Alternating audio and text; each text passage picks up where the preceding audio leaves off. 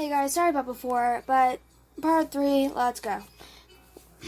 Walking out of the closest grocery store, she passed a television store when a particular news report caught her interest on one of the televisions. Breaking news, man found violently beaten to death with blunt instrument, more at 11, said the brunette newswoman. Alice continued to walk home, the cold autumn wind flowing past her, grocery bags slumped on her sides. When she entered the home, there was no sight of Mr. Rogers. Relieved, she threw the bags onto the counter of the kitchen, grabbing a can of soup to make for dinner. She turned on the television, flipping to the channel of the news station from earlier. The same brunette woman sitting holding papers in her maniculed hands. Man killed at 6:15 p.m. today. Found in an alleyway of the Richard Street. He was a Caucasian male around his mid-40s. Several of the limbs and even the head of the corpse are missing, so his identity is unrecognizable. The woman continued with insignificant details. After finishing her soup, she walked upstairs. When she stopped when she smelled something putrid. She continued to walk up the stairs until she froze. A sledgehammer laid in the hallway, covered in blood. In a panic, she ran into her bedroom and slammed the door. She breathed heavily, her heart pounding against her ears, until she let out a blood-curdling scream.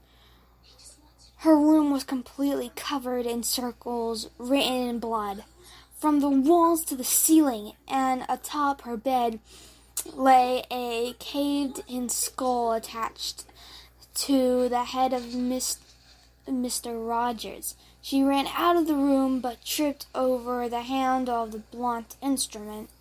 She fell down the flight of stairs. When she reached the bottom, her head slammed against a solid cabinet, knocking her out cold. She woke up in a dark room. When she stood up, she noticed it was a room filled with hundreds of mirrors. Her reflection was projected in every part of her view. Everywhere she looked, she saw her sickly face and exhausted eyes. Heart began to pound. Where was she? Aren't you happy? He's gone. He won't hurt you anymore, said the same voice from months before. Alice spun around, looking for where the voice was located. But she only saw her own pathetic reflection. Who are you? I want answers, she screamed at the top of her lungs. Cracked laughter filled the dark room. Don't you remember me, Alice? I'm your best friend. Your first friend. I am Zero. A long silence filled the room. You imagined me so I could protect you. But if I'm imagination, I cannot help. So I had to find a way so I could always protect you. I'm simply a part of your consciousness. So, in fact, I am you. The voice whispered. No, you aren't. You couldn't be. Unless, are you a demon? Alice asked shakily. No, of course not. I'm a friend.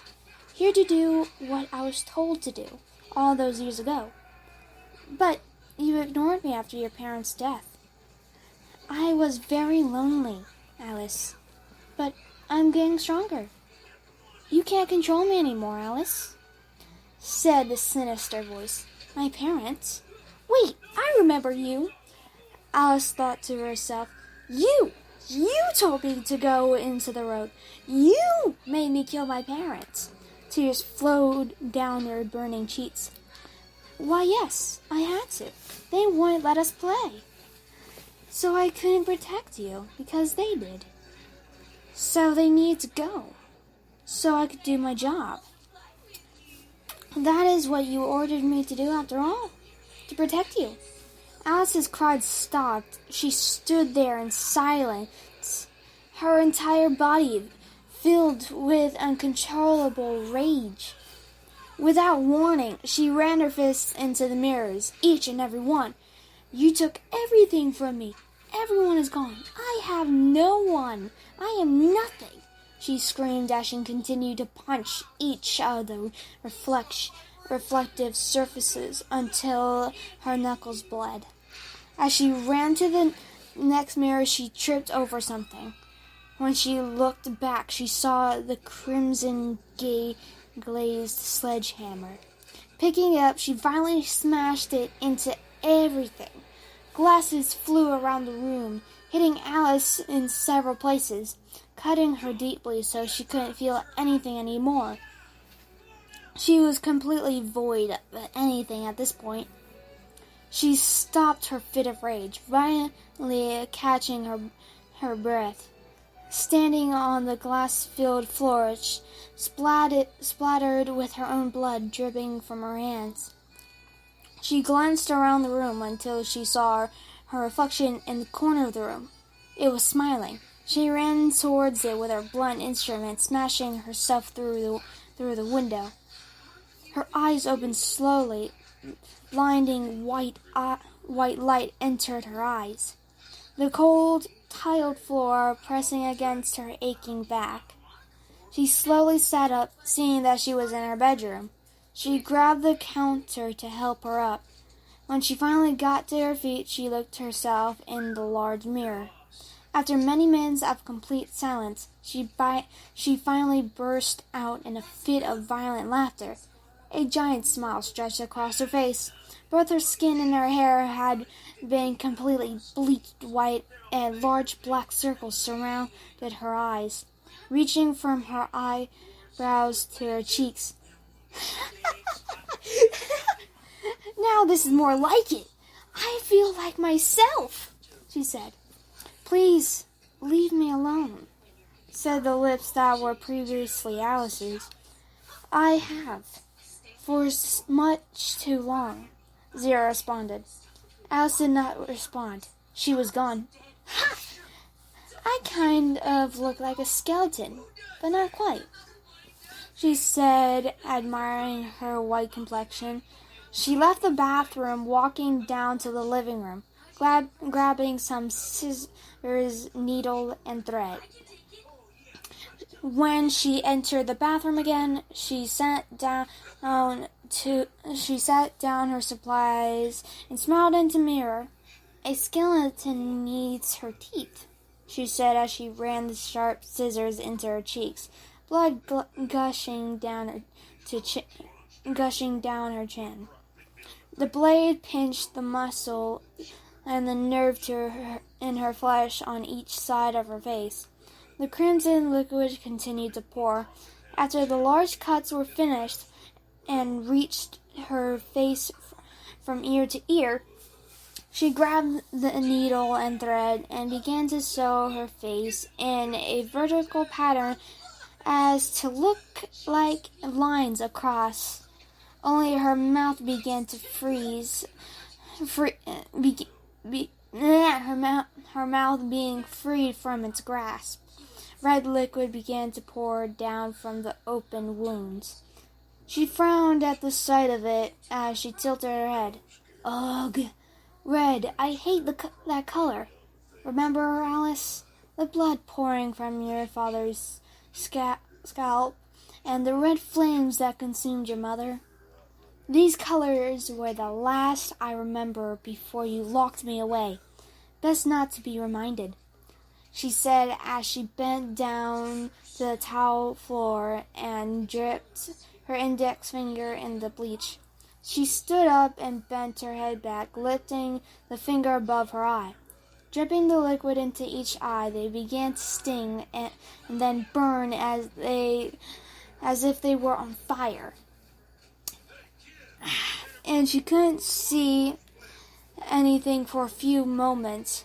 When her vision finally returned, the once crimson liquid turned into deep black blood. As she looked around, everything she saw was either a deep black, blinding white, or a faded gray. She didn't have to see that horrible color again. Finished with her work, she walked out into the hall when she heard the phone. Walking into Alice's bedroom and answered it. "Hello?" she said in a sly tone. "Alice! Oh my God, are you all right? I haven't seen you in months. I've been trying to get a hold of you forever." Anne spoke in a panic. "I'm fine. Great, actually." Zero giggled. "Good. Could you come over? I got something for you," she said excitedly. "Yeah, I'll be right over." Zero responded quickly, hanging up afterwards. Her smile widened, stretched the skin held by thread. She quickly walked out of the room, picking up the hammer and running out of the house and into the autumn woods.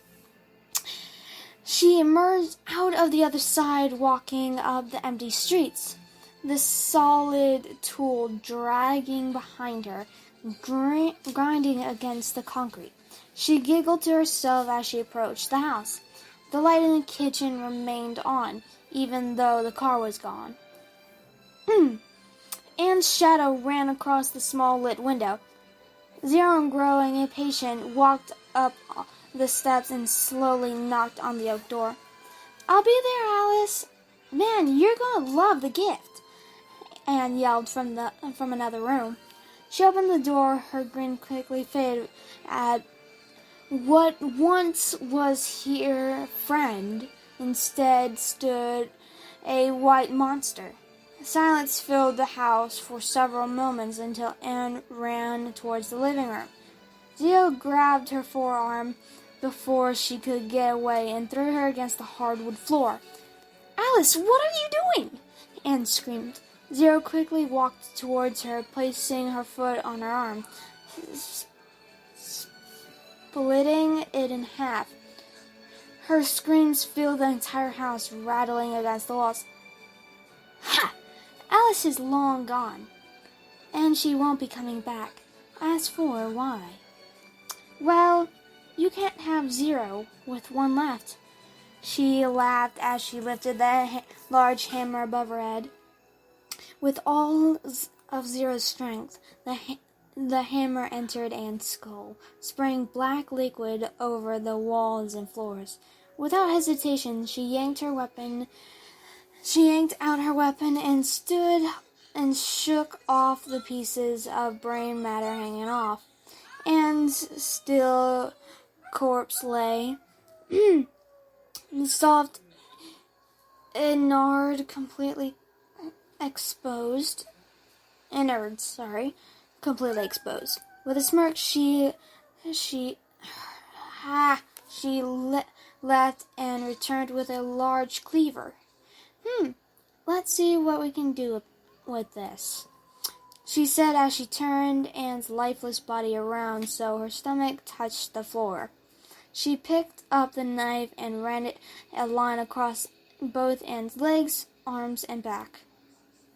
She slowly tore open the cuts, muscles and tendons spilling and snapping as more black liquid poured out. She repeated this to the rest and then dug her hands into her back, gripping the rib cage. She pulled and finally yanked both the spine and the rib cage out. Laughing, she placed it next to Anne's body, and next she placed the arms and then the legs. They were all in the right order, Anne's skeleton lying beside her flesh. The only thing missing was the skull. Your skull is too damaged, and it would be too much of a bother to take off all the skin. So, I know." Zero dipped her hand in the pool of black blood and drew a zero in the place of the head on the skeleton. Perfect! Now you're just like me, a lonely skeleton. Oh, what's this?" Something besides the body caught her attention. A box with a white ribbon on top of it, the tag reading, "To Alice." She ripped off the lid and she saw a simple black and white scarf inside. That's all we have for today, unfortunately. Bye!